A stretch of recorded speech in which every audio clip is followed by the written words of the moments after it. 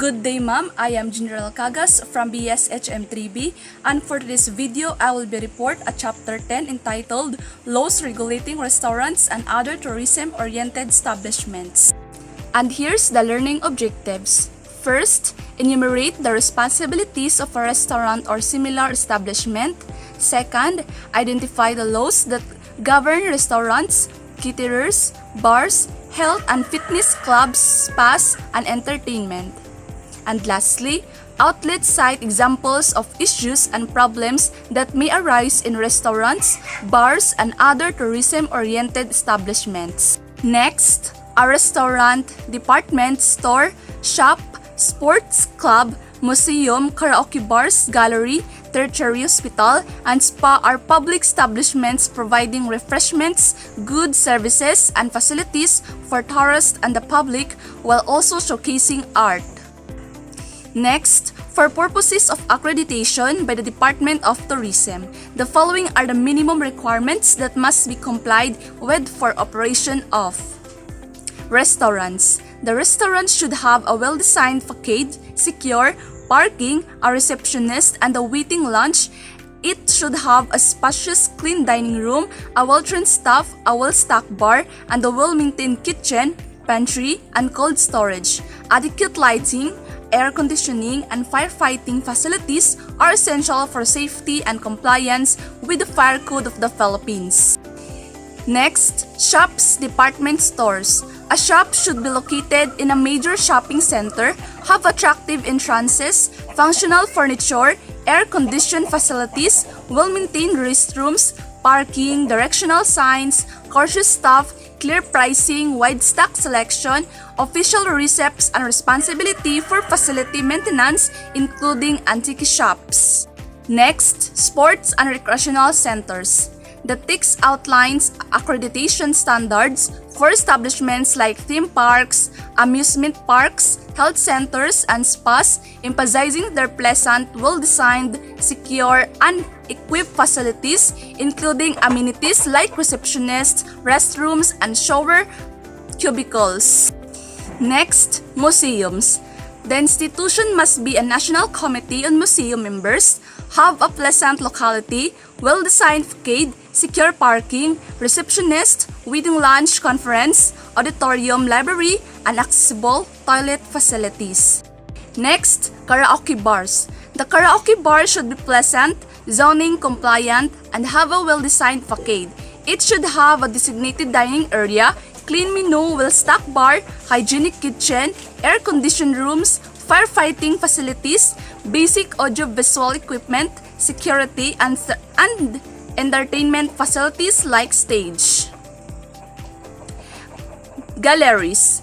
The gallery should be in a commercial district, maintained cleanly, authenticate, and legitimately acquired, secure, and a member of the National Commission on Culture and the Arts. Next, tertiary hospitals for medical tourism. The minimum requirements for the operation of tertiary hospitals for medical tourism shall be based on the following criteria, and these are: A. Location. Must be accessible and centrally located.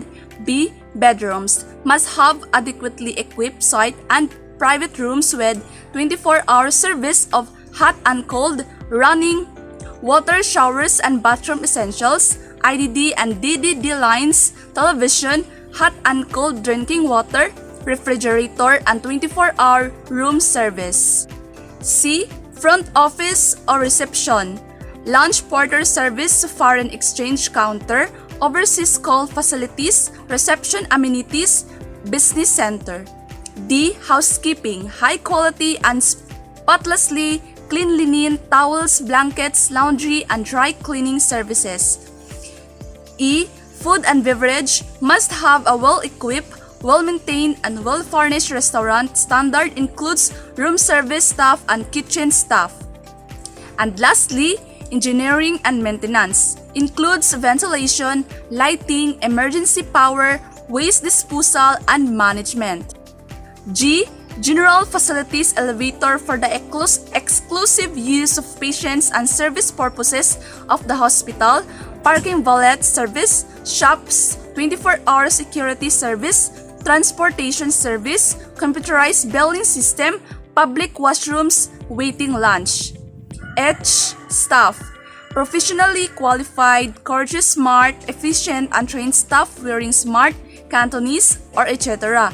Must and clean uniforms. Interpreters of Nihongo, Mandarin, Korean be available upon request. Examples of tertiary hospitals for medical tourism are Medical City, Makati Medical Center, and St. Luke's Medical Center. Next, spas.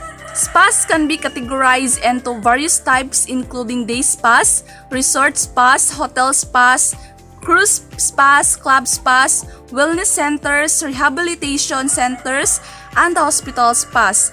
These should be located in a safe, reputable location, offer massage treatments, and staff trained by internationally recognized institutions. Facilities should be well maintained, have parking, and comply with Batas Pambansa BLG 344. Next, laws governing casinos and gaming establishments. Section 1. Declaration of Policy. It is hereby declared to be the policy of the state to centralize and integrate all games of chance not heretofore authorized by existing franchises or permitted by law in order to attain the following objectives. A. To centralize and integrate the right and authority to operate and conduct games of chance into one corporate entity to be controlled, administered, and supervised by the government. B. To establish and operate clubs and casinos for amusement and recreation, including sports, gaming pools, basketball, football, lotteries, or etc., and such other forms of amusement and recreation, including games of chance, which may be allowed by law within the territorial jurisdiction of the Philippines and which will. Next, Section 2. Philippine Amusement and Gaming Corporation, Creation and Purpose.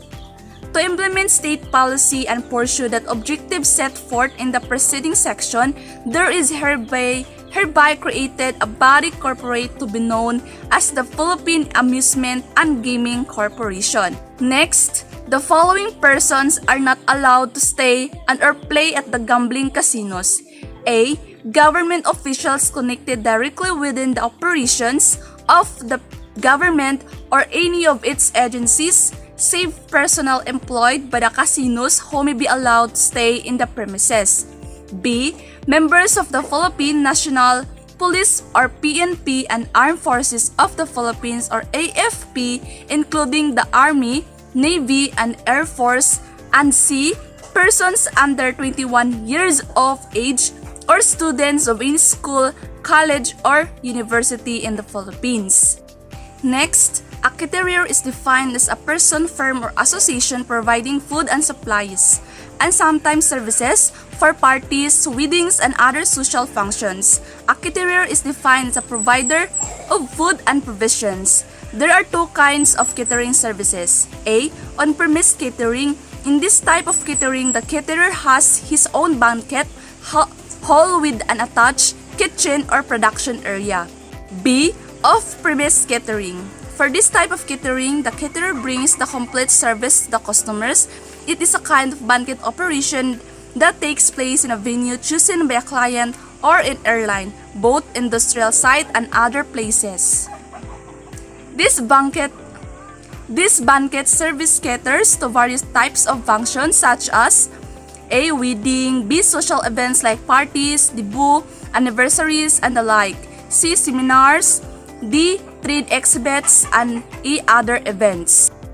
Next, laws regulating churches, monuments, national shrines, landmarks, and other important historic edifices. By virtue of Prudential Decree Number 260 on August 1, 1973, the following has been declared national shrines, monuments, and landmarks. 1. The Santa Ana Site Museum in Manila. 2. The Roman Catholic Churches of Paway and Bakaran, Ilocos Norte. 3. The San Agustin Church and Liturgical Objects Terrain in Intramuros, Manila.